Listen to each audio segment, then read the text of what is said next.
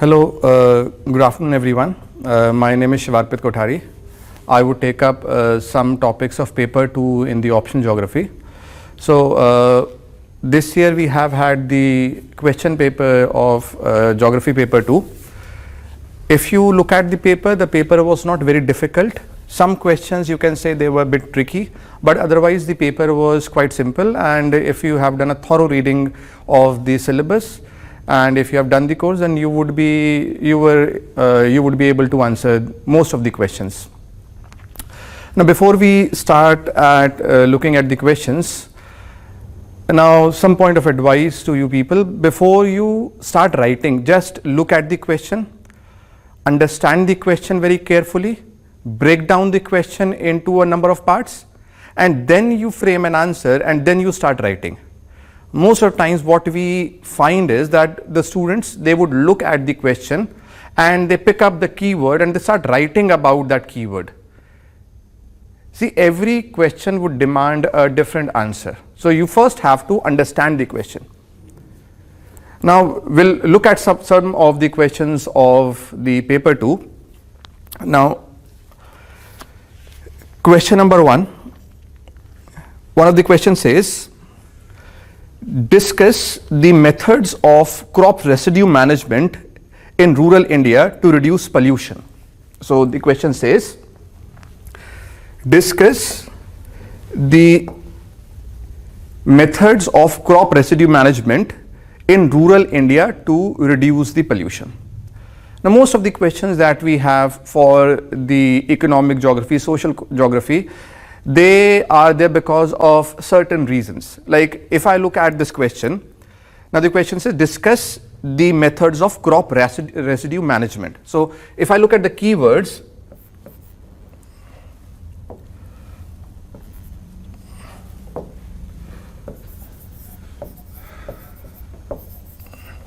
one keyword is crop residue management.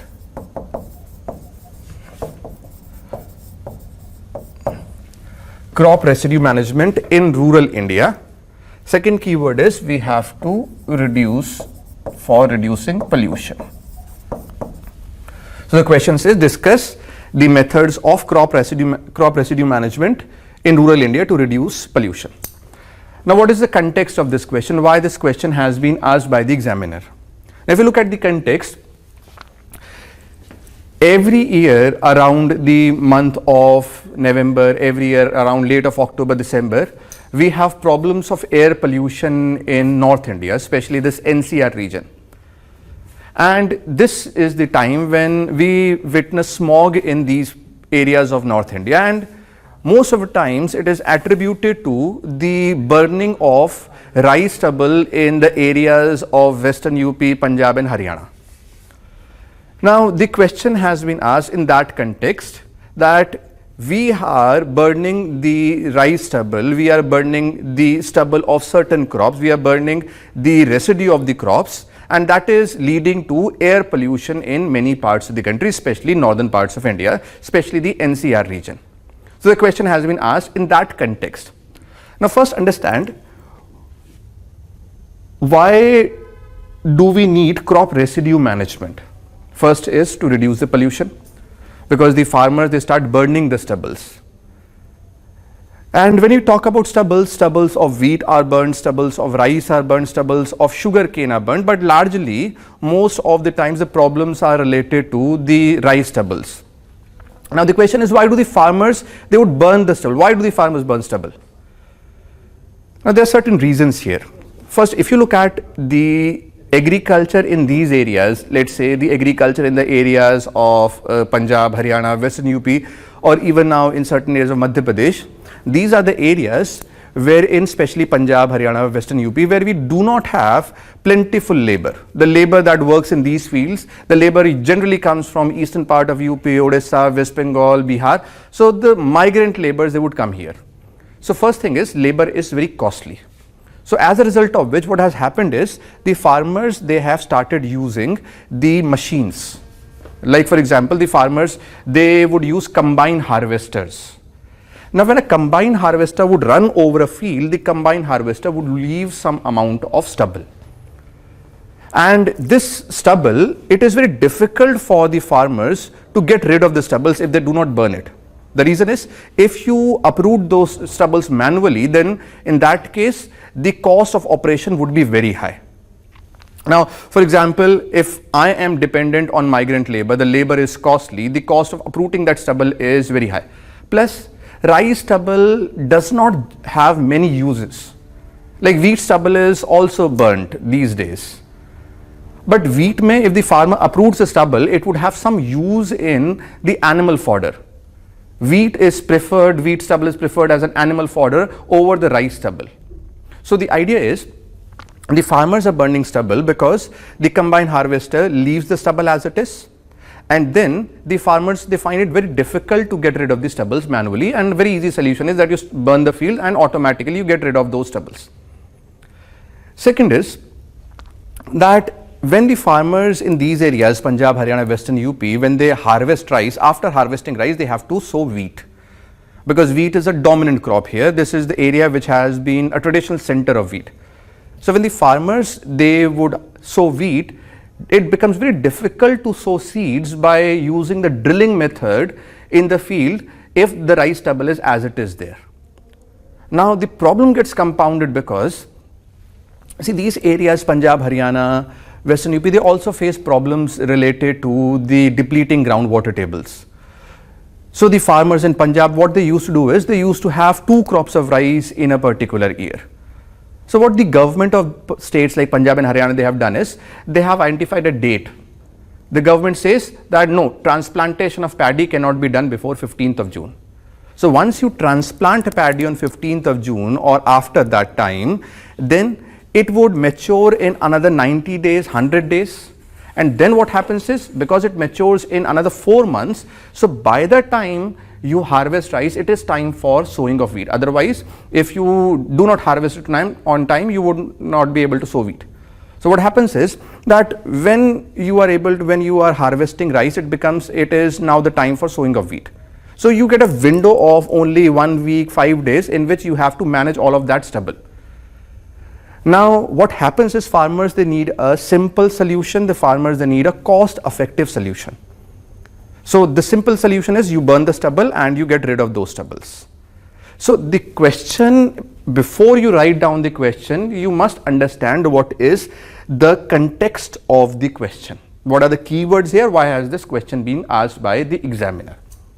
Now the question is not about why the farmers are burning the stubble or what problems it is creating. The question is, discuss the methods of crop residue management in India, in rural India, to reduce pollution.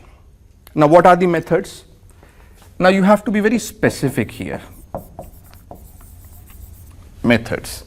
Now in the newspaper you must be reading about certain things, like you must be reading about a term, happy seeder.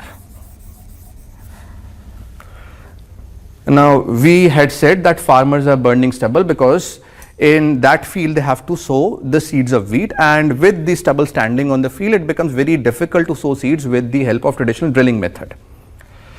Now we have this machine, happy seeder. It is mounted on a tractor, and once this happy seeder runs on the field, this happy seeder, it would uproot the stubble, mix it into the soil, and then at the same time sow the seeds of wheat as well.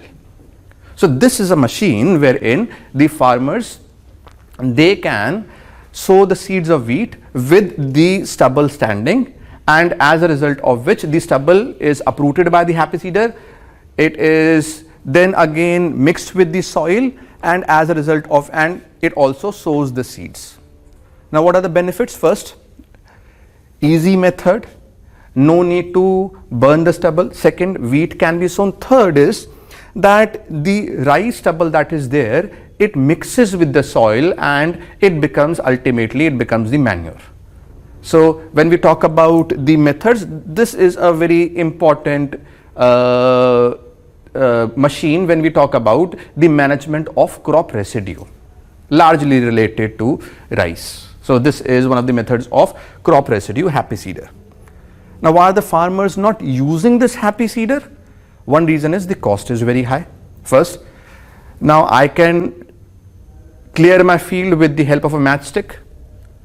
Why would I purchase a happy seeder, a machine which is costly? So I would have to shell out some money upfront.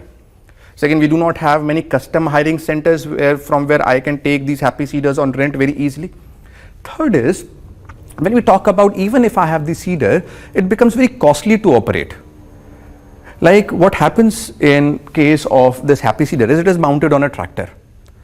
Now to run a happy seeder, you need a tractor with a larger horsepower. So you need a tractor which has a better or which has a larger horsepower. Most of the farmers in those areas also, they do not own a tractor, or if you want to use a tractor, they would hire the tractor from somebody else. So when the tractor runs on a field with happy seeder mounted on it, then it works very slowly. The cost of plowing increases, the cost of seeding increases. This is one of the reasons. But otherwise, the government in different states, it is offering a lot of subsidy on this happy seeder. So one method is that you can use an happy seeder. Second is,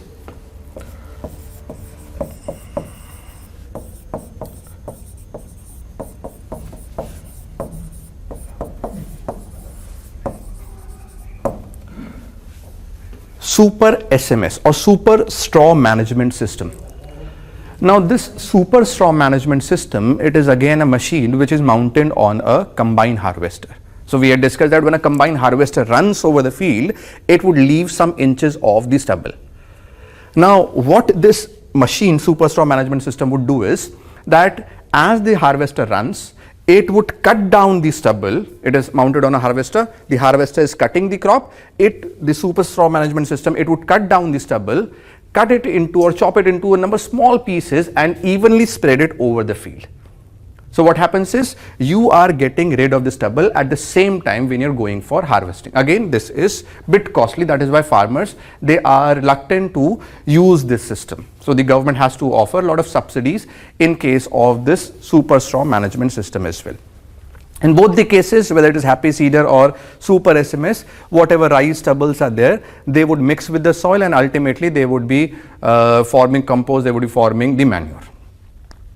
Another method that we can use is, see, when we compare the stubbles of rice and stubbles of wheat, more of rice stubbles are burnt. One reason is wheat stubble, it can be used as a fodder for the cattle.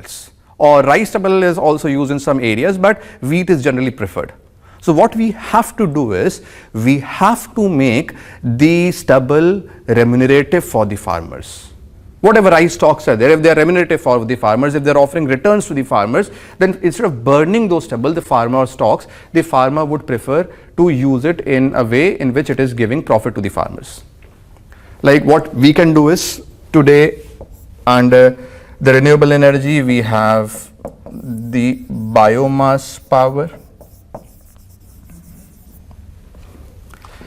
So when we talk about this biomass power, it can use the crop residue, the air dried biomass. Like the sugar industries in India, they also generate a lot of electricity. They go for cogeneration because once you crush the sugar cane, you are left with some bagasse, and this bagasse, it can be used for power generation. Similarly, whatever crop residue is there, whether it is the cotton stalks or it is the wheat stalks or rice stalks or the sugar cane residue, all of that, it can be air dried, and that air dried residue can be used for biomass power. The most important form of energy that we have in India, electricity generation, is coal. So coal is burnt in a boiler. The coal burns, it generates heat, the water in the boiler is heated and the steam forms, and this steam runs the turbine. Similar function is there. This biomass power, the rice stubble is burnt or wheat stubble is burnt or cotton stalks are burnt, and once these are burned, what would happen is they would induce some heat. The heat would turn water to water vapor, and the steam, it under pressure would run the turbine. But the problem with this biomass power is, when we are using the crop residue, what about the cost of extracting the rice stalks, or what about the cost of extracting the wheat stubble? Now suppose I generate power from coal and suppose I generate power from the rice stalks. Now coal based power would be very cheap compared to this, because now yahan par what all is involved. First is you have to hire the labor to uproot it or any other method to uproot the stubble. Second, the amount of heat generated from coal would be higher than the amount of heat generated from per kg of crop residue. So in that case, what you have to do is the state-based power plants or the power plants of the government, they would have to purchase stubble at a good price. So once the power plants, they enter into power purchase agreements with the distribution companies, they would have to purchase that power at a greater cost. Otherwise, this option would never be feasible. So government has to give subsidy on this biomass power, which is done in most parts of the country. Or we can use it as a biochar. So what we are saying is that the question asks, discuss the methods of crop residue management in rural India to reduce pollution. You have identified the keywords crop residue management, reduce pollution. The context is clear. Now how will you write? See, the question is of 10 marks. So you would be writing 100 words for it, 100, 120 words at the max. Just let's say one side you would be able to write. So you have to give a brief introduction that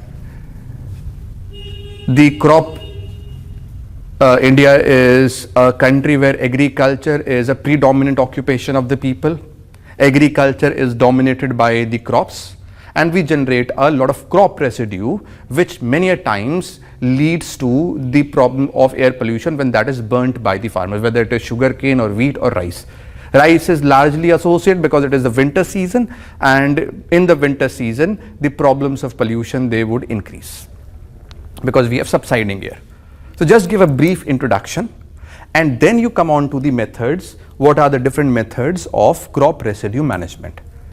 And you can also suggest certain government scheme towards the end if you find time. So this is how you are going to understand the question and approach for this question. Another question.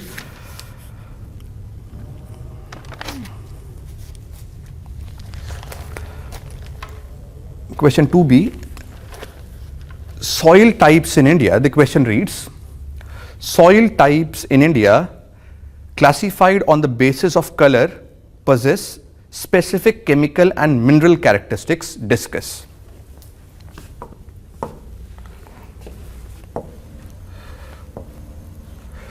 So the question says, the soil types in India classified on the basis of color possess specific chemical and mineral characteristics. Discuss. And the first, what are the keywords here? First, soil types in India. Take it. Classified on the basis of color possess specific chemical and mineral characteristics. Color of soil, chemical and mineral characteristics.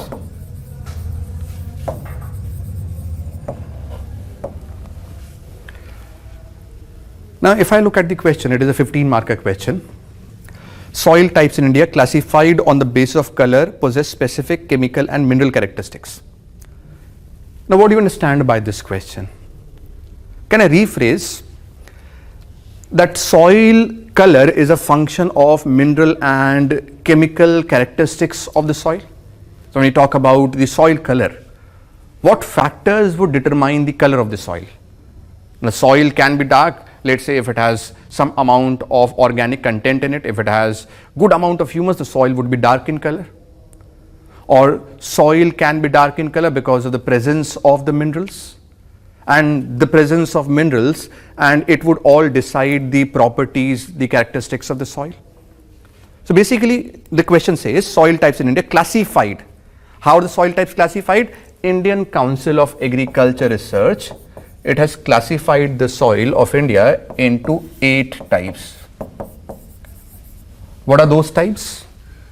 We have alluvial soil, black or regular soil, we have red soil, we have mountain and forest soil, we have desert soil, we have laterite soil, now we have the peaty or bog soils, we have saline alkaline soils,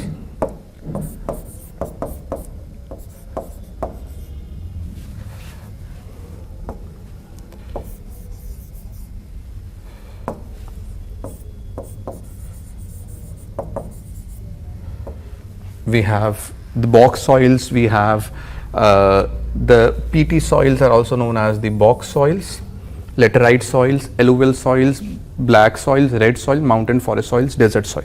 So Indian Council of Agriculture Research, it has classified the soils basically on the basis of its properties, that includes the color, chemical, mineral characteristics.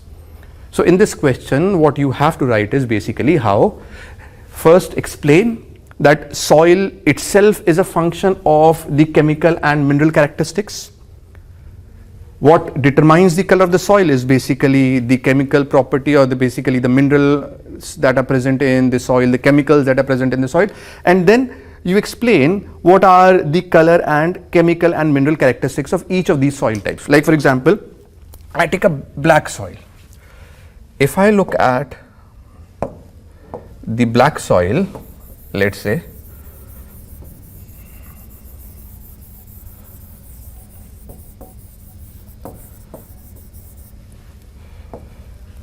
if I look at the black soil, why is the color of the soil black?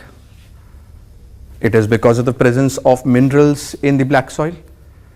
Now what is the color? It is dark in color. The color can vary. We can have the dark, very dark black soils or less dark black soils.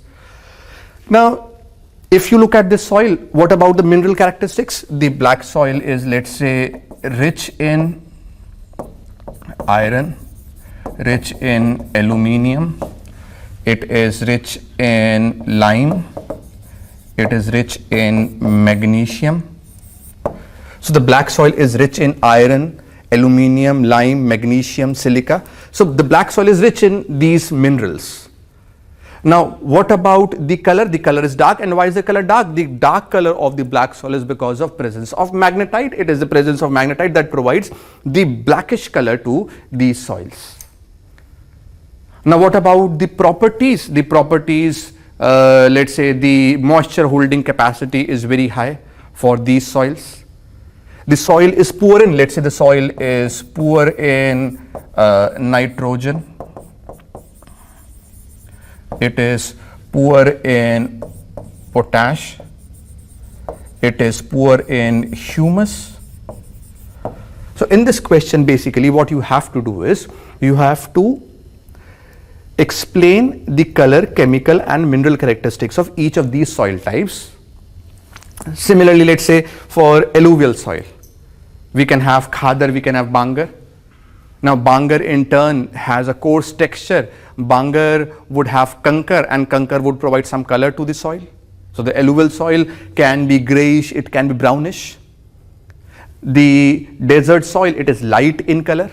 Or let's say red soil. Red soil, can I say red soil can be further classified into the red soils and yellow soils? And what is the reason for red color of the soil? Wide diffusion of the ferrous oxide. So ferrous oxide would provide red color to the soil. Or what is the reason for yellow color? Now presence of water, hydrated form of red soil would appear yellow in color.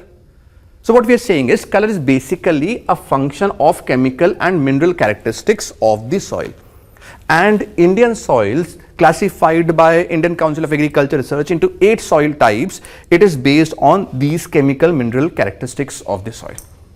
So in this question, you have, it is 15 marker, 150 words, you have to write down what are the mineral, chemical characteristics of the 8 soil types and how they would define the color of the soil, how they would decide the color of the soil.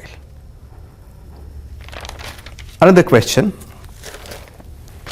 important question related to the current affairs expected this year.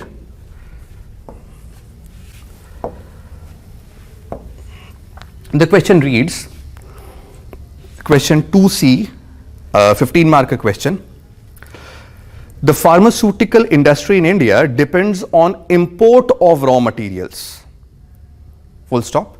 Evaluate this statement in view of Indo-Chinese relationship. So the question says, a 15 marker question, the pharmaceutical industry in India depends on import of raw material. So the statement is given and you have to evaluate this statement in view of Indo-Chinese relationship. That how correct is this statement, and the context would be Indo-Chinese relationship. So what are the keywords here?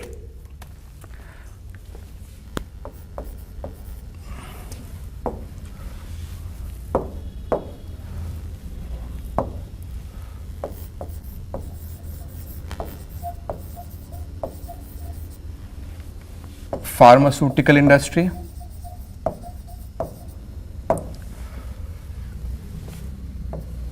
import of raw material,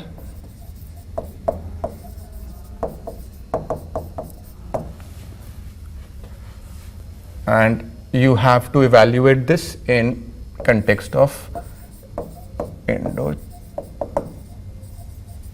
relationship. Now, why has this statement being asked? Or why is this question being asked by the examiner? What is the context?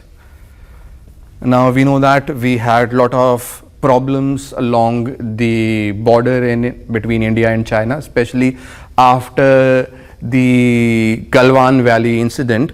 We had a number of people calling for boycott of Chinese goods. So one is this, how the trade between India and China is interrelated. What are we supplying to China? What is China supplying to us? Or can we actually boycott the Chinese goods? This is one context. Second is, the Prime Minister of India calls for Atmanirbhar Bharat.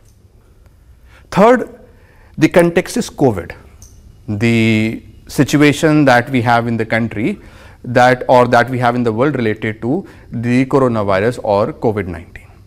So it is in this context that this question was asked by the examiner, that when people are calling for the Atmanirbhar Bharat, when people are calling for boycott in Chinese goods, when COVID is in place and India is in the process of manufacturing vaccines, now we have to evaluate the pharmaceutical industry of the country, how it depends on imports.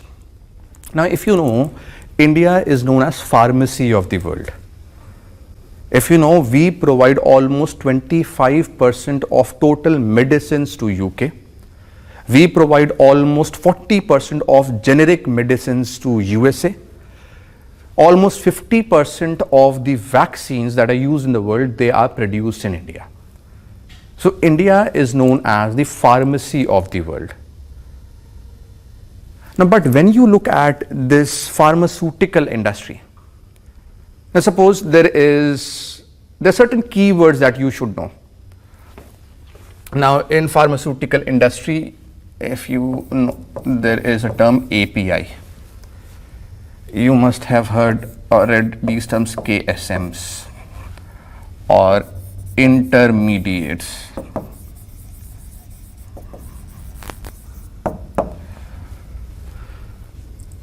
Now the question is saying pharmaceutical industry in India depends on import of raw material, and we have to evaluate this statement in view of Indo-Chinese conflict.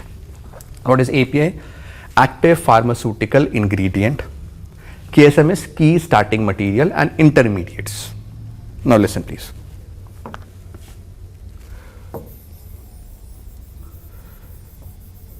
Simply explaining in layman terms, suppose I am the owner of a pharmaceutical firm and I have to make some medicines. What I would do is, I would take, let's say, a chemical one. I take chemical 2. Then these two chemicals, they react and they produce an intermediate. Okay? Let's say I take chemical 3, I take chemical 4. These two chemicals, they react, they produce another intermediate. Now these intermediates, they are used in making APIs, active pharmaceutical ingredient. Suppose I am suffering from fever. If I am suffering from fever, then I would require a paracetamol. Now what is paracetamol? Paracetamol is an active pharmaceutical ingredient.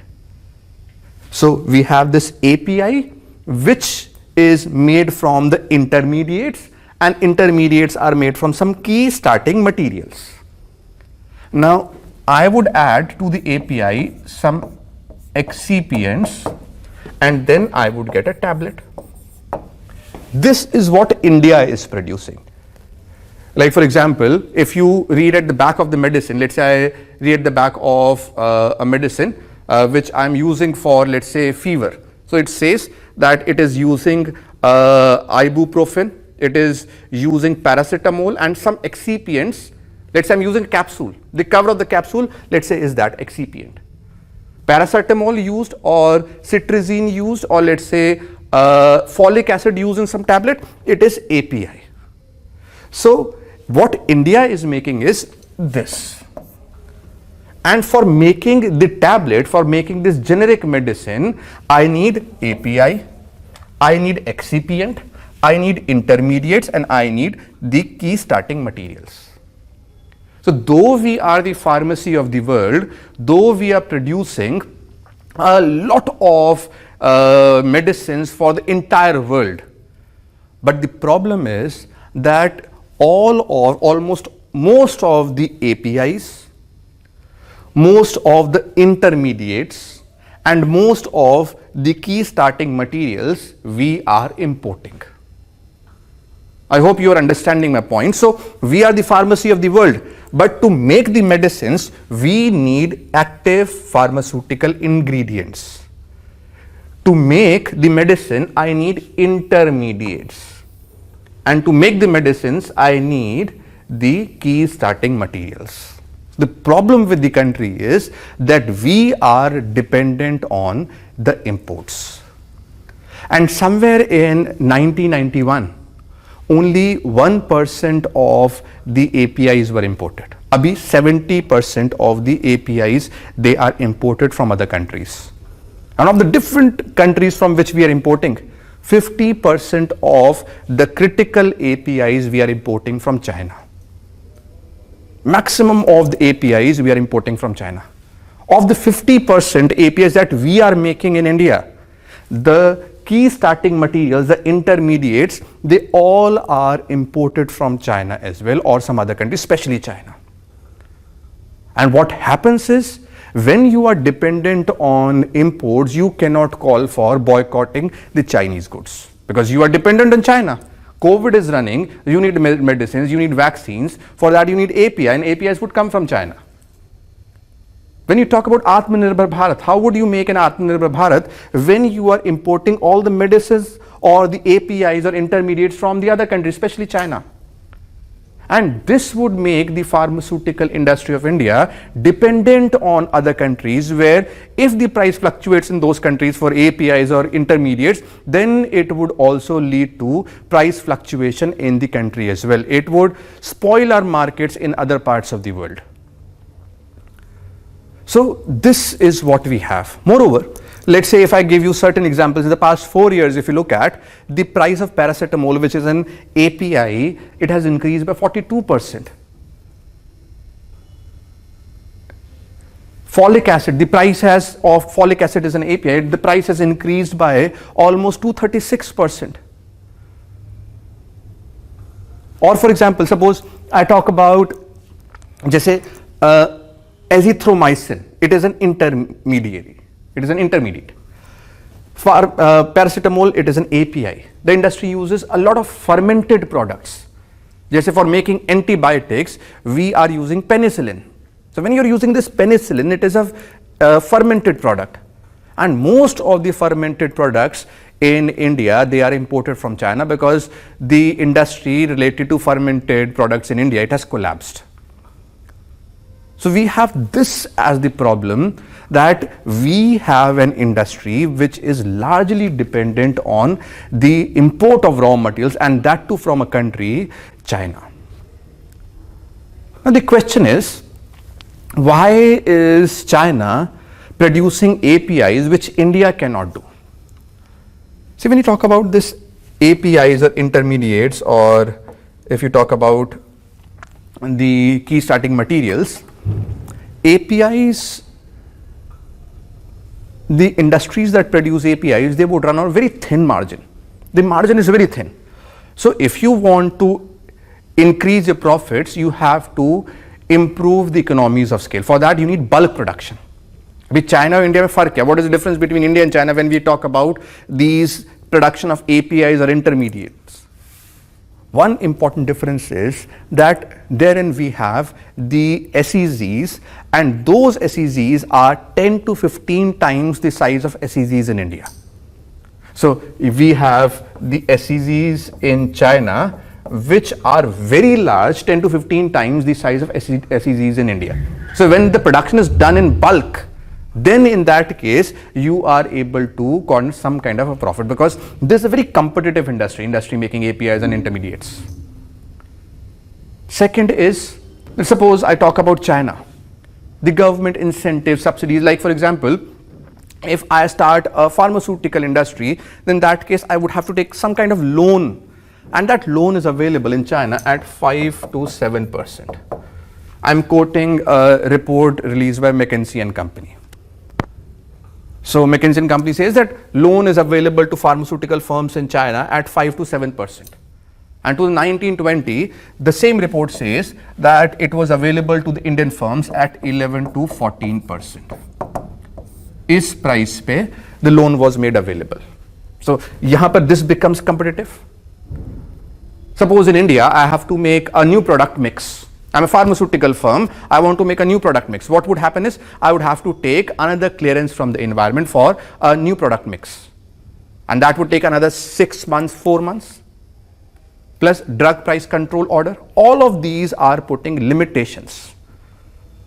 So we are not able to produce much of APIs because the industry works on a very thin profit, and unless we have bulk production, we won't be able to corner profit.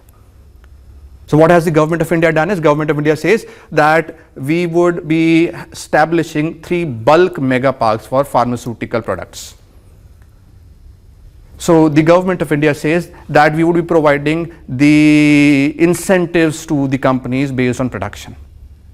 But we need the larger SEZs, we need the loan given at a lesser rate of interest, what we need is subsidies from the government. So all of that is needed. So unless we go for that, we would remain dependent on the Chinese raw materials, and even if we call ourselves as the pharmacy of world, that would not be of much significance, because we would always be dependent on China. So I guess you have got the question. The pharmaceutical industry of India depends on import of raw material. Evaluate this statement in context of in view of Indo-Chinese relationship. So what you have to do is, you just mention that how India is considered as the pharmacy of the world. Then you mention that how the APIs, they would constitute almost 40 to 70% of the cost of medicines, and how India is importing the APIs from China, and why it is not able to produce the APIs in the country, or intermediates in the country, fermented products in the country. Then you can list some of the measures. So if you write this way, the examiner would give you good marks. But you cannot explain whatever I have explained to you. You cannot explain all of this to examiner. Be very specific. Consider the examiner knows what is API, what is intermediate, what is key starting material. Just give the bullet points to the answer, to the examiner.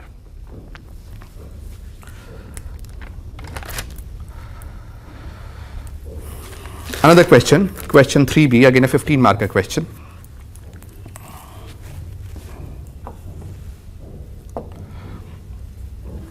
The question says, identify oil seeds producing areas in India and discuss measures to promote edible oil industry.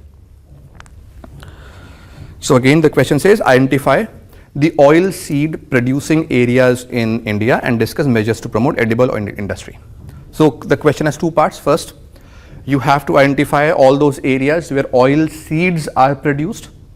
Second, you have to discuss the methods or discuss the measures to promote the edible oil industry. So if you look at the keywords here,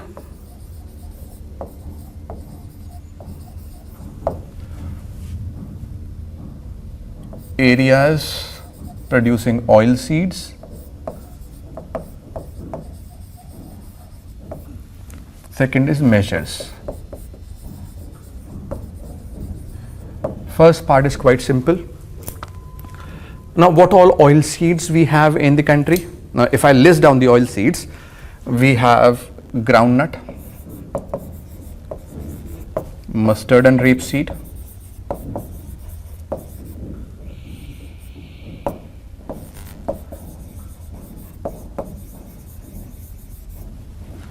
we have sunflower,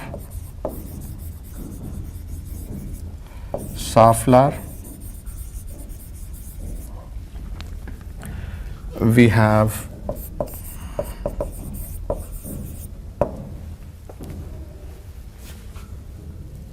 castor, linseed, and let's say we have soya bean. These are the oil seeds that we have in India. Soybean, groundnut, mustard and rapeseed, sunflower, safflower, niger. All of these, they are edible oil seeds. Okay? These two are non-edible. So castor and the linseed, they are non-edible. Other than these oil seeds, what we also have is, we have the tree-borne oil seeds. Just say, for example, you have the seeds of neem. So the neem seeds are crushed and oil is obtained. That is a tree-borne oil seed. Plus, you have some annual plants. Like, for example, we have the oil palm, which is cultivated now in certain areas of India as well, largely cultivated in Southeast Asia. It is also it also yields some good amount of the oil. Or we can also have some secondary sources, like some secondary sources. If you look at, we can have the cottonseed oil. In western part of the country, cottonseed oil is also used for the human consumption. So once the cotton is plucked from the plant, the seeds are separated and those seeds are crushed for oil, and that is the cottonseed oil. Or gaining popularity these days, it is this rice bran oil. So we have the cottonseed oil, we have the rice bran oil. So we have these oil seeds. Now question is not asking you to mention all of these oil seeds, but you must know. The question says, what are the areas of oil seeds cultivation in India? Now in this question you would have to draw a map. Now first understand, what are the areas? What are those areas where oil seeds are cultivated? Oil seeds basically, if you look at all of these oil seeds except for the oil palm, if you look at all of these 9 that we have mentioned here, all of these, they belong to dry region. Oil seeds, they require very little amount of water. So in dry areas of the country, unirrigated areas of the country, oil seeds are cultivated, and these are cultivated by some of the poorest farmers in some of the most marginal areas. Small marginal farmers in some of the unirrigated, poverty struck areas, they would cultivate the oil seeds. So for example, if I talk about this groundnut, now if the examiner is asking what are the areas? Now areas, groundnut, which is a state that cultivates largest amount of ground, it is Gujarat. And when you talk about it, it's an optional paper. So do not write like GS that Gujarat cultivates, or just draw a map and different areas, states are cultivated. Be very specific here. Now Gujarat mein Saurashtra region cultivates. Now in Saurashtra region we have Amreli, which is important for groundnut cultivation. We have Jamnagar, we have Bhavnagar, which is important for groundnut cultivation. We have Porbandar, which cultivates groundnut. So these are the areas where we have groundnut. So just draw a map, just highlight the Saurashtra region. just mention certain districts very cleanly, very neatly, and then you say that these are the areas cultivating the groundnut. Or what are the areas cultivating soybean? Soybean is basically cultivated in the Malwa region. The most important area in India for soybean cultivation is the Malwa region of Madhya Pradesh. You can compare this Malwa region of Madhya Pradesh to Midwest USA in terms of the soybean cultivation. Now, when we talk about mustard and rapeseed, what are the areas that are cultivating mustard and rapeseed? We have mustard cultivation and rapeseed cultivation largely in Rajasthan, Haryana, Madhya Pradesh. Rajasthan is the largest producer. Rajasthan mein you are cultivating mustard and rapeseed in Alwar, in Bharatpur, in Savai Madhepur, Sikar. All of these areas are those wherein you are cultivating these crops. So when the examiner is asking you what are the areas identify oilseed producing areas in India, be specific here. Now you cannot write a generalized answer that is a dry crop in dry areas of the country. Be specific here.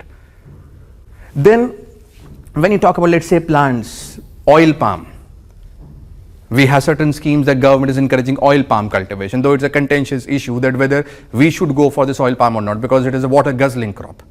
So certain areas of Andhra are cultivating oil palm, some parts of Kerala is cultivating oil palm, or even it is taken to northeastern parts of India. So first part of the question, identify the areas of oil seed cultivation in India. Just write down what all oil seeds are there if you can, if the time permits, space permits. Otherwise, just identify the areas that oil seeds are cultivated in dry areas of the country, cultivated by some of the poorest small marginal farmers under unirrigated conditions. Draw a map. Map drawing is a must in this case. Then the second part is discuss the measures to promote edible oil industry. Abhi, what is the context of this? Okay, if you look at the context here, we know that we require a lot of oil seeds in India, and the country is largely dependent on imports of oil seeds. Just if I give you the statistics of the last year, 1920, we require around 25-26 million tons of oil seeds. Somewhere 25-26 million tons of edible oil we require in the country. And if we require this much amount of edible oil, what is the amount that is produced in India? It is approximately 10 million tons. So 26 million tons of edible oil is required in the country. 10 million tons is what we are going to produce, what we are producing in India. That means around 15 to 16 million tons approximately, it is what we are importing. And import of oil seeds from different countries, it is a huge burden on our foreign exchange reserves.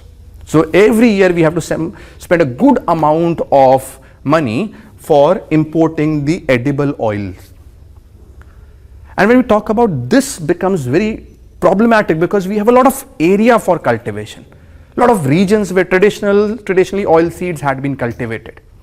And if you look at this import of edible oil, this has increased. So we are not importing this much amount of edible oil in, let's say, 1990, 1991. And it has increased over time. And it is causing a lot of burden on the exchequer because we have to shell out foreign exchange for this.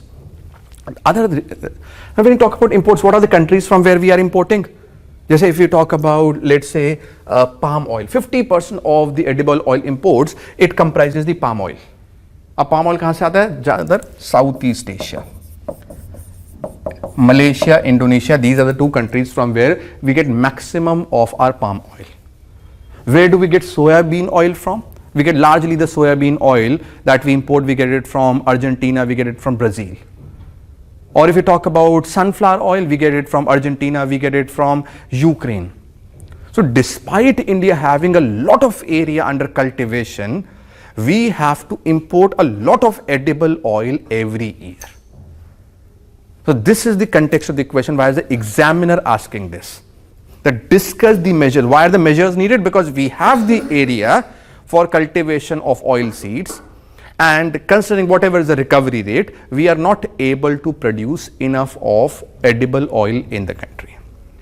Now, what is the examiner asking? What are the measures? What are the measures to promote edible oil in the country? Edible oil industry. See, for this kind of industry, which is a food processing industry, oil processing sector, we need to understand that every industry runs on the raw material. Unless you produce the raw material, the industry is not going to function. You have to produce the raw material, provided we have a lot of areas for cultivation. Now, why are the farmers not able to cultivate the oil seeds? Why are they not cultivating oil seeds? So, if you need to promote edible oil industry, you have to promote the cultivation of the oil seeds, especially edible oil. First is, the farmers, they would cultivate those crops which would give them maximum of the profits. And when we say that oil seeds, they are dry crops cultivated in some of the driest areas of the country. The problem is because we have land fragmentation, important word, we have land fragmentation. We have small and marginal farmers who are working in those fields, unirrigated tracts. So as a result of which we have a low productivity. So productivity of the oil seeds, it is less. So what we have to do is, we have to increase the productivity of the oil seeds in order to increase the production of oil seeds so as to provide raw material to the edible oil industry. Uske liye what can we do is, we can first give some kind of better yielding varieties. Jaise for mustard, we have a variety Pusa 00 30, Pusa 0031 or Pusa 12. These are some mustard varieties.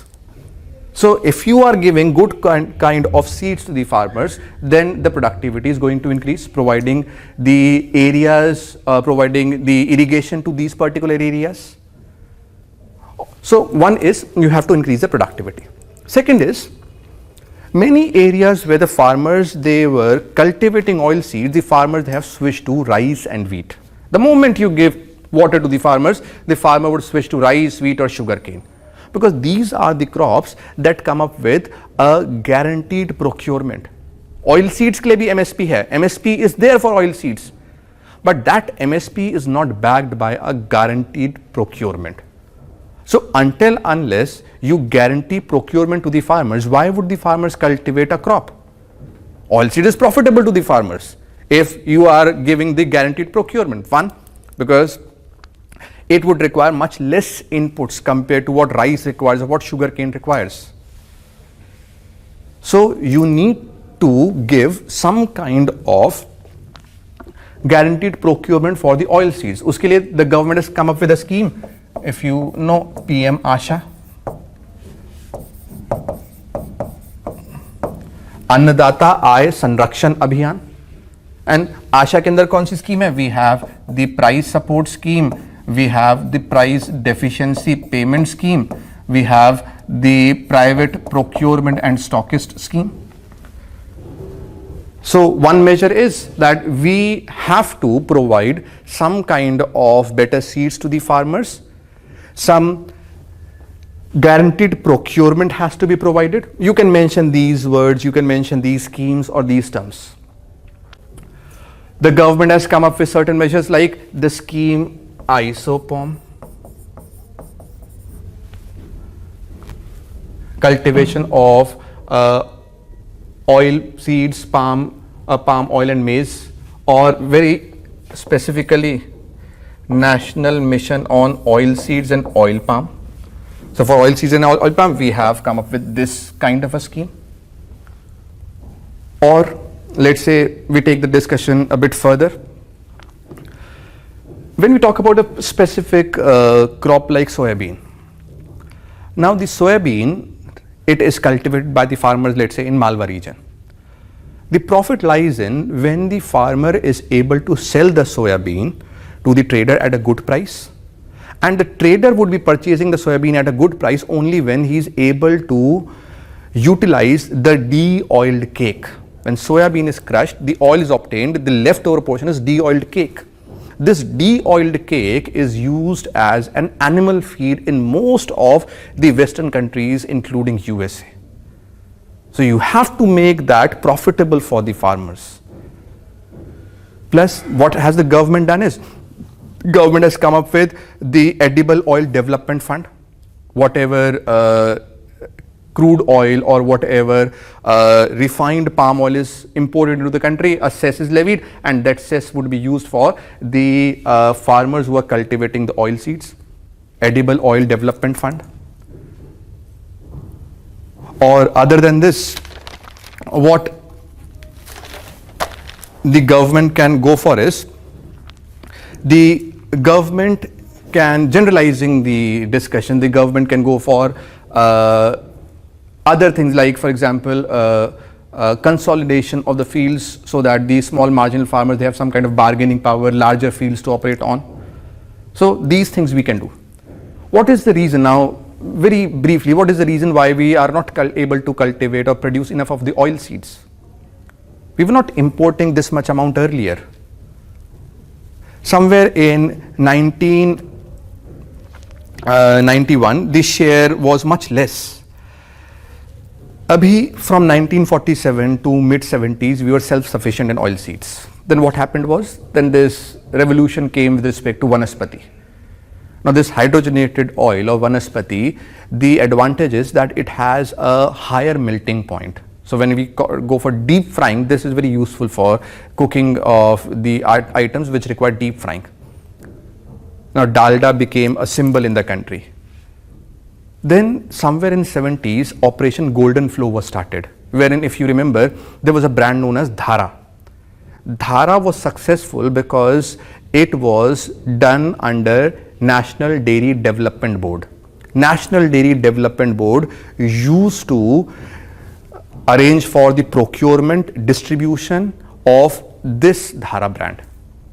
Cooperatives were asked to cultivate the oil seeds. So what we need is, we need consolidation of the small fields, arrange them into farmer producer companies or cooperatives, so that we have a better productivity, better purchasing power with the farmers for purchasing the inputs that are required for a better productivity.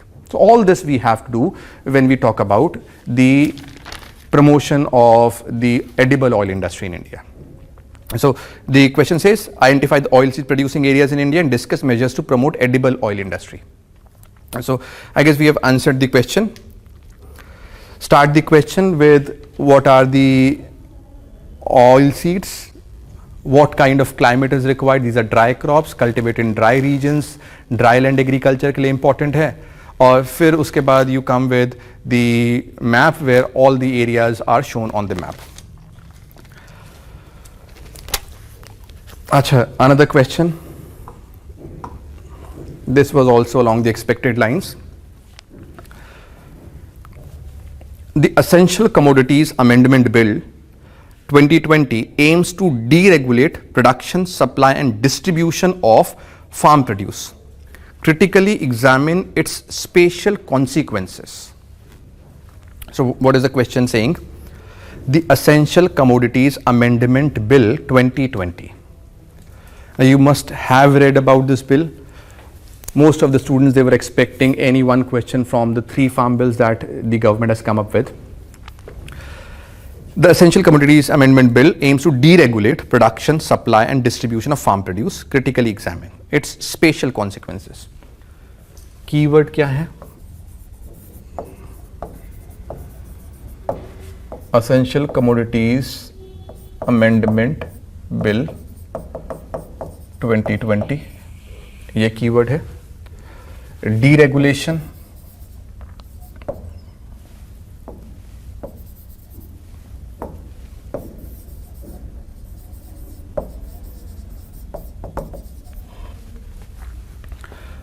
deregulation of production, supply and distribution. This is one keyword. and what you have to do is critically examine spatial consequences. Be very specific in your answers. I'm not asking you to write about what are the amendments, what was earlier. I'm not asking you to write what are the other farm bills. Just understand this. What we have to write here. Because the question says the Essential Commodities Amendment Bill 2020 aims to deregulate production, supply and distribution of farm produce. It is talking about farm produce. Abhi Essential Commodities Act, it was taken up in 1955. Under the Essential Commodities Act 1955, the government, it can deregulate the government can regulate the production, the distribution, supply of certain farm produces. Other than farm produce, it also included, let's say, fertilizer or petroleum products. The government under the Essential Commodities Act 1955 could also impose the stock holding limits. That is, you cannot hold more than this much amount of stock. As such, when we talk about the essential commodities, there's no one definition, there's no concrete definition of what constitutes an essential commodity.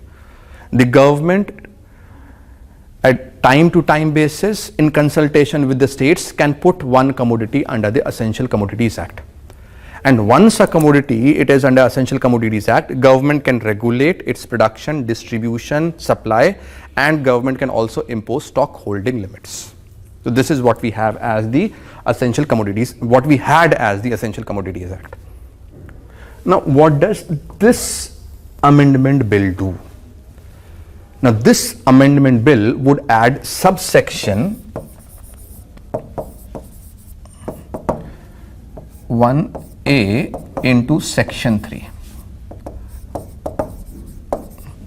So it would add subsection 1A in section 3, and under this government says, with this amendment, now the government would not regulate the production, distribution and supply of, let's say, pulses, edible oil, oil seeds, potatoes. So government would not regulate under normal circumstances. Government says it can regulate under extraordinary circumstances only. What can be the extraordinary circumstances? Like there is a war, or extraordinary price rise, or there is a famine. So in those cases, the government can regulate. Otherwise, these items, they stand deregulated. What are the items that are still regulated under the bill? That is, we have the fertilizers, or let's say talk about farm produce. Farm produce mein seeds of fruits and vegetables, seeds of cotton, seeds of jute, or hang yarn of cotton are still regulated, or raw jute is still regulated. So when this subsection 1A has been introduced in the section 3, then under this act, now the government won't regulate potato, oil seeds, pulses, cereals until unless there is some extraordinary circumstance like extraordinary price rise or war or famine or so on. Plus the government says we would also not impose stock holding limit. Now why is this law necessary? So this is what you have to write as an introduction, that what is the Essential Commodities Act and what has the new bill done, how it has deregulated. Just one paragraph on the introduction. Then the question is basically asking, critically examine its spatial consequence. So this is the part you have to focus on. Critically examine. Examine का मतलब क्या है? जैसे I go to the doctor, and the doctor साहब I'm feeling feverish. So now what the doctor would do is, doctor would look at my pulse. Now doctor would ask me that you open up your mouth. He would put in a torch inside my mouth, look at my throat. Doctor would ask me that you breathe heavily, and with this stethoscope he would look at my chest, look at my back. So the doctor is examining me, and once the doctor examines, then the doctor would write the prescription. So when you talk about critically examine, you have to look into the finer details. Then critical means you have to look at both the positives as well as the negatives here. So what you have to do is, you'd have to tell me what would be the positive and the negative impact on this of this bill, based on what? Based on spatial effect. That's how it is going to affect different parts of the country. So this is what you have to write. Finer details, positive, negative, based on the spatial context. Different parts of the country, how it is going to impact. सबसे पहली बात, how will it benefit? Why has the government introduced it? समझो इसे. Why had the government brought this act in 1955? Suppose I talk about a commodity like potato. Abhi, the demand of potatoes in India is, let's say, 35 kg. I'm producing only 25 kg. If I'm producing 25 kg, this is the demand and this is the supply, then what happens is price is going to increase. I am the owner of a godown. If I own a godown, what I do is, I know that supply is less, demand is high, the price is already very high. So what I would do is, I would store some of the potatoes in my godown. Let's say I store 10 kgs of potato. So effectively, if I'm storing 10 kgs of potato in the godown, the market is left with only 15 kg. So more of gap between the demand and supply. Now the price increases further. And when the price increases, I have stored 10 kg, I would release this very slowly into the market, and in that case, I would make higher profits. This is the practice which is known as hoarding. So to prevent hoarding, the government of India, it came up with this Essential Commodities Act. But look at the situation in 1955 and look at the situation today. When this act came, 1955, 60s was the time when we had the problem of hunger in the country, when we had the problem of the shortage of food grains in the country. But today this problem is no longer there. Today the FCI godowns, they are overflowing with the food grains. Not only we are not able to manage those food grains, we are giving it to a number of countries for free as a part of charity. Government even says that whatever rotten food grains are there, you can make the ethanol out of it. So situations are very different. Now what is the situation? That today we have, the government has come up with contract farming. The problem in the country today when we talk about agriculture is that we do not have enough of cold chain infrastructure, we do not have enough of storage systems, we lack in forward linkages. And because we lack in forward linkages, we have a lot of food wastage in the country.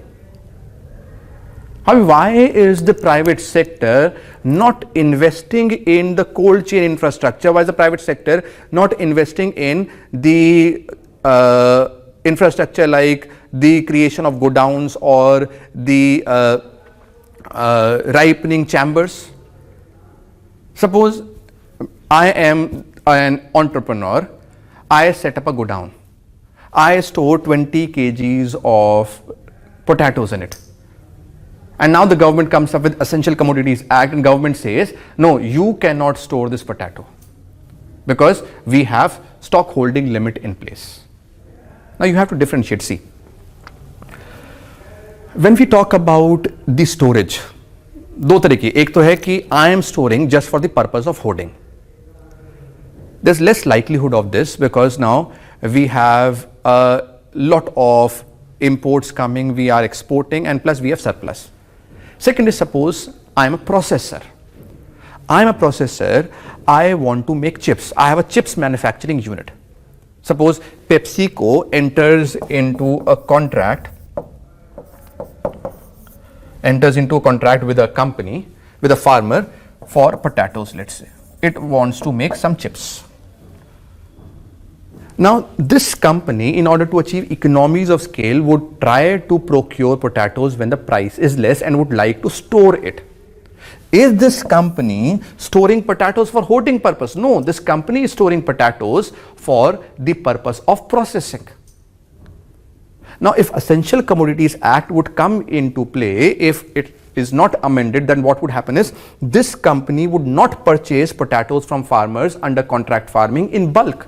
Because companies are afraid, no, that the Essential Commodities Act can be put in place, government can put in potatoes under this, and as a result, I would lose the, I would be under the government scanner.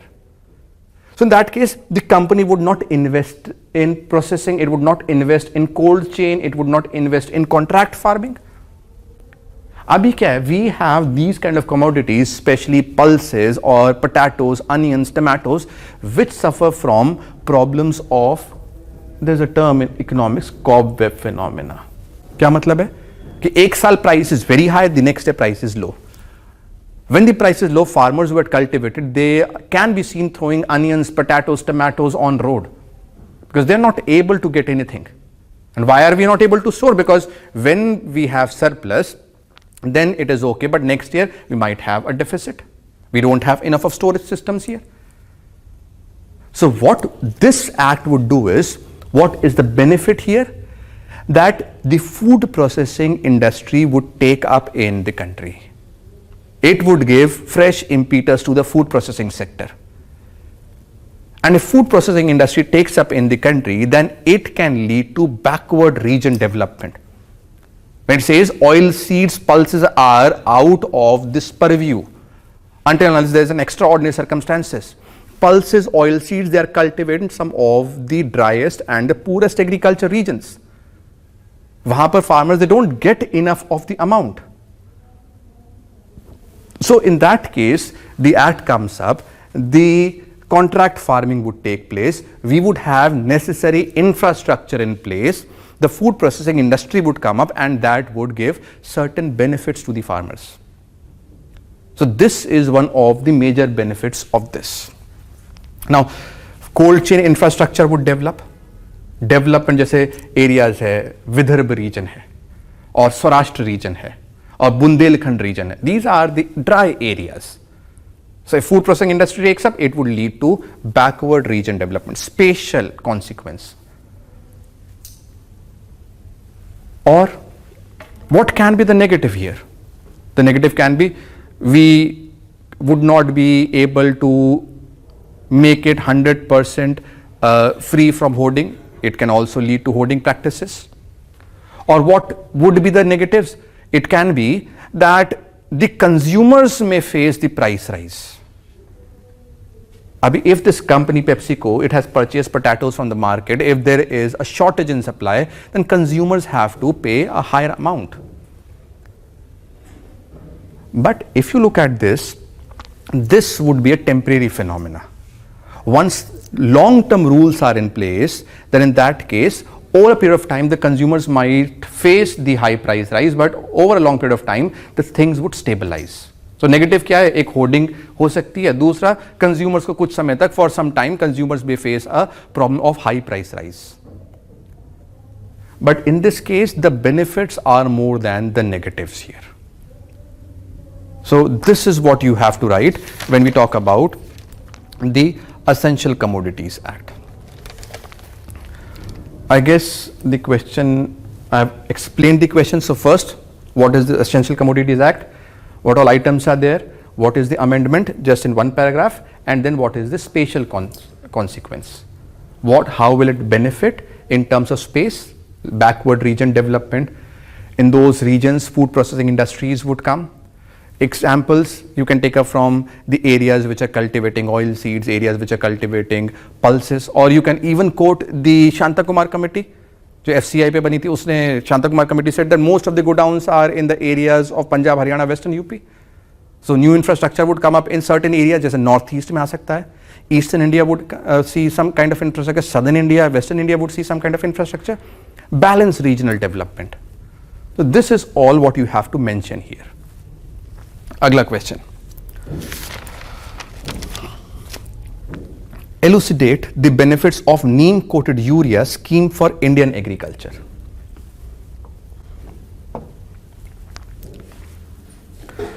अभी simple straight question है. elucidate the benefits, that is you have to list down the benefits, mention the benefits of neem coated urea scheme for Indian agriculture. अभी यहां पर keywords देखो,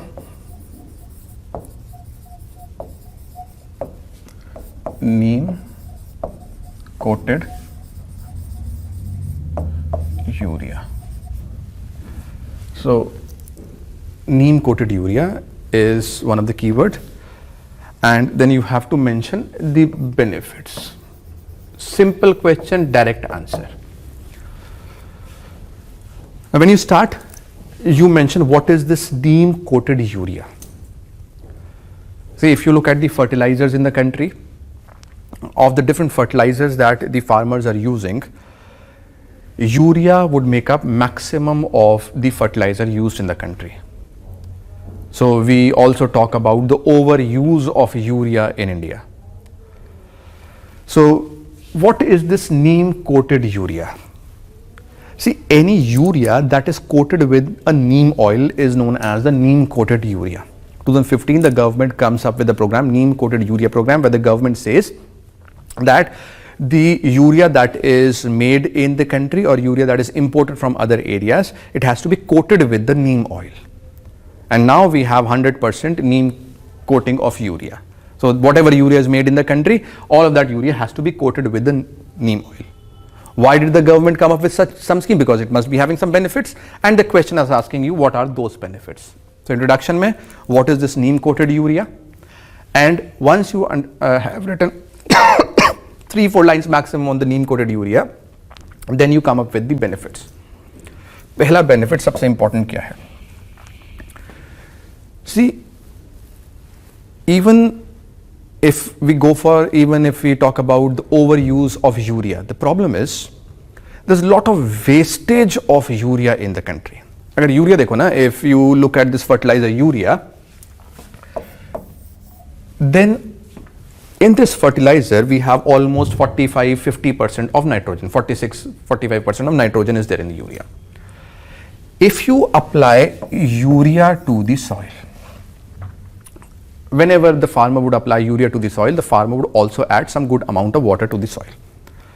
Urea would not be absorbed by the plants without water. So you add water to the soil. What happens is this urea gets hydrolyzed. When this urea gets hydrolyzed,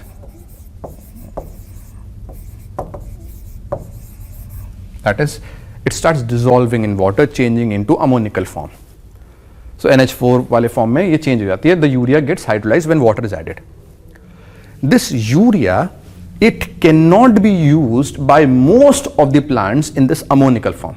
बहुत ही कम plants है, rice है जो इस form में use कर. Otherwise, what happens is this urea undergoes a process which is known as nitrification.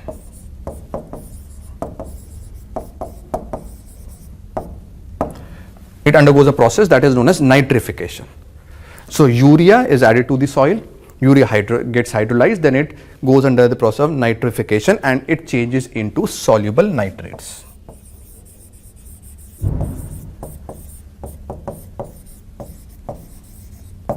And these are the soluble nitrates which are then taken up by the plants. Abhi problem kya hai? Problem is that whatever urea we use, the urea use efficiency is much less. Hardly 20-30% of urea that we are adding to the soil for the plants is being used by the plants. बाकी urea का क्या होता है? आपने, let's say I add 100 kg of urea, 20 kg would be used by the plants, 30 kg would be used by the plants, rest of the 70 kg of urea gets wasted. How will this get wasted? First is, when it gets converted, most important is the nitrogen can be lost. Second is, most is important is when it gets converted into soluble nitrates. You have added water, it gets converted into soluble nitrates. The rate at which the soluble nitrates they are used by the plants, it is slow. जिस rate पे the plants would absorb the soluble nitrates, it is slow. But rate at which urea gets converted to soluble nitrates, it is fast. That means if I add 100 kg of urea, within no time 100 kg of urea would get converted to soluble nitrates. But in that time period only, let's say 20 kg of urea would be used by the plants. बाकी urea क्या है? In the form of soluble nitrate, it is there in the soil. अभी this soluble nitrates, it would go down because water would move in the direction of gravity. Ultimately, that water would try to reach the groundwater table, and as the water goes down, this soluble nitrate also goes to the groundwater. पहला problem क्या है? Wastage of urea. दूसरा problem क्या है? This soluble nitrate as it goes down it would contaminate the groundwater, and the groundwater contamination, you know, that creates problems known as disease like blue baby syndrome. So we have this as one of the problem. अभी क्या करना है आपको? If you want to prevent the wastage of urea, then what you have to do is you have to slow down this process. इस process को आपको slow करना है. If you have to slow down this process, then what you have to do is you need to use inhibitors. You need to use certain chemicals, and those chemicals should slow down this process, so that this rate at which urea gets converted to nitrates and the rate at which nitrates, soluble nitrates, are being taken up by plants, they are almost the same. In that way you can prevent the wastage of urea. But those chemicals which act as inhibitors are very costly. If you do not do so, आपकी problem हो गई ground water contamination, blue baby syndrome, eutrophication can also be the problem. Wastage of urea सबसे बड़ी problem है. अभी इस case में we have found that neem acts as an inhibitor. So when urea is coated with neem oil, this process becomes slow. In that case, the rate at which plants uptake soluble nitrates and the rate at which urea gets converted to soluble nitrates, it is almost the same. It acts as an inhibitor. So सबसे बड़ी advantage of neem coated urea is this. So first you would mention this point because this is the most important point. Second advantage,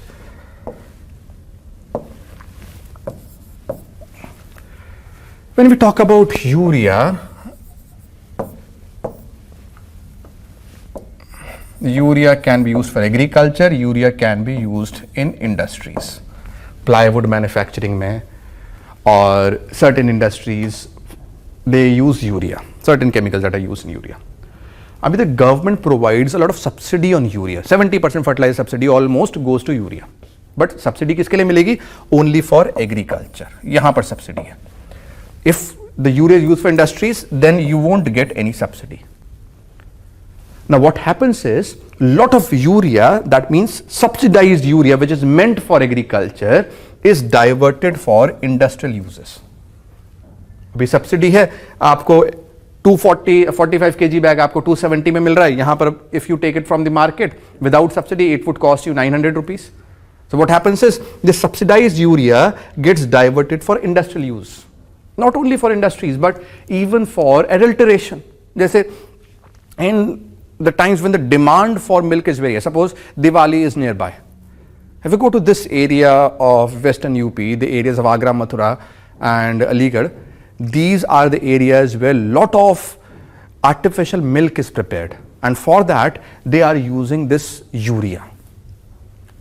So once you have coated urea with neem oil, it becomes very difficult to divert it for certain industries. दूसरा benefit ये है that it prevents the diversion of subsidized urea from agriculture to certain industries. तीसरा benefit क्या है? Urea is an excellent pesticide, and that too a biopesticide.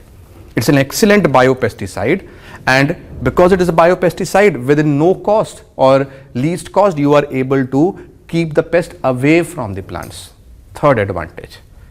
Fourth advantage, in most parts of North India, we have found that Asian antelope or blue bull or nilgai, this creates a lot of problems. It has been observed by certain farmers that since their times they have started using neem coated urea, the attack has reduced, the attack of the Asian antelopes or nilgai.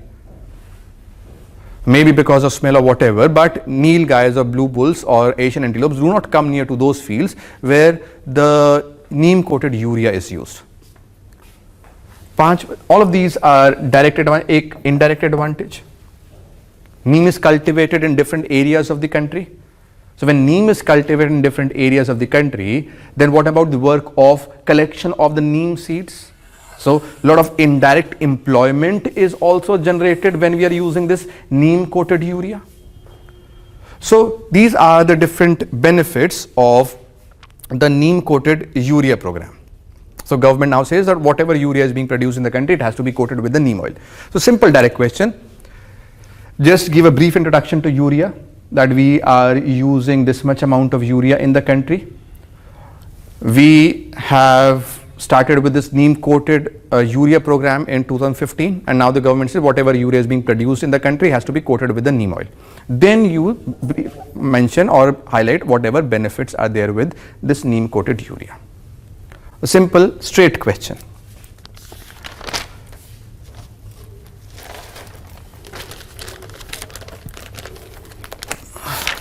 Question 5C. The question says, canal irrigation has led to monocropping in India. Explain with suitable examples. The question says, canal irrigation has led to monocropping in India. Explain with suitable examples. Keywords क्या हैं?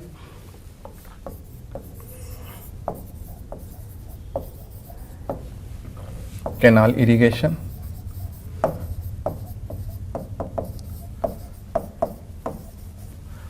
and we have monocropping.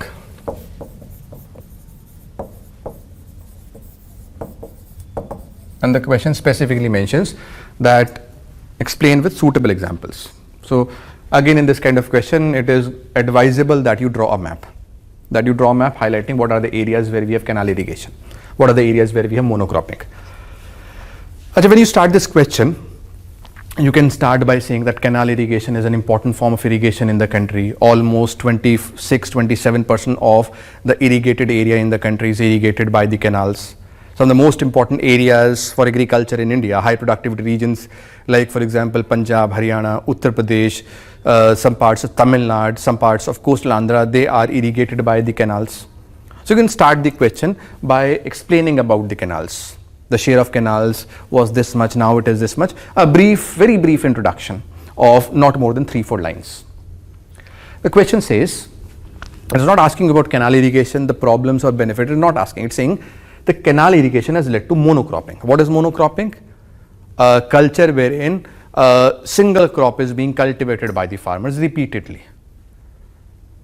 Now, what are the disadvantages of monocropping? Why are we saying monocropping is a problem? One, impact on the soil health. Monocropping leads to some damage to the soil health because same crop if it is cultivated year after year, it depletes the same type of nutrients, soil becomes less fertile. Second, if you talk about the food grains in the country, we have plenty of food grains. The godowns are overflowing with the food grains, record production every year. But problem is that India still suffers from the hidden hunger problem. Look at the position of the country in global hunger index. So the reason is that farmers who are cultivating largely the high productivity regions, they are cultivating the crops like rice, crops like wheat. So when you have this rice-wheat combination repeatedly done, then rice and wheat, they cannot provide all the nutrients that the body needs. And as a result, we have the problem of hidden hunger in the country. So we have the problem of hidden hunger. Plus, when you're cultivating rice, wheat, sugar cane in most of the areas, then what happens is you have to import pulses, you have to import the oil seeds, a burden on the exchequer. So, ye monocropping, again, what is canal irrigation? What are the areas where we have canal? Small map. And what is monocropping? What are the areas that practice monocropping? The question says, canal irrigation has led to monocropping. Explain with examples. Now, with examples, you have to show that areas where we have canal irrigation, those are the areas where monocropping is done. A dry area, farmer depends on rainfall. He has no irrigation. Farmer would go for the dry crops. Farmer would cultivate millets, farmer would cultivate pulses, he would cultivate oil seeds. But if you give water to the farmer, farmer would switch to rice, farmer would switch to sugar cane. They say, if I give certain examples, you can write examples from your area or major canals. They say, major, some examples here. Suppose I talk about the Upper Ganga Canal.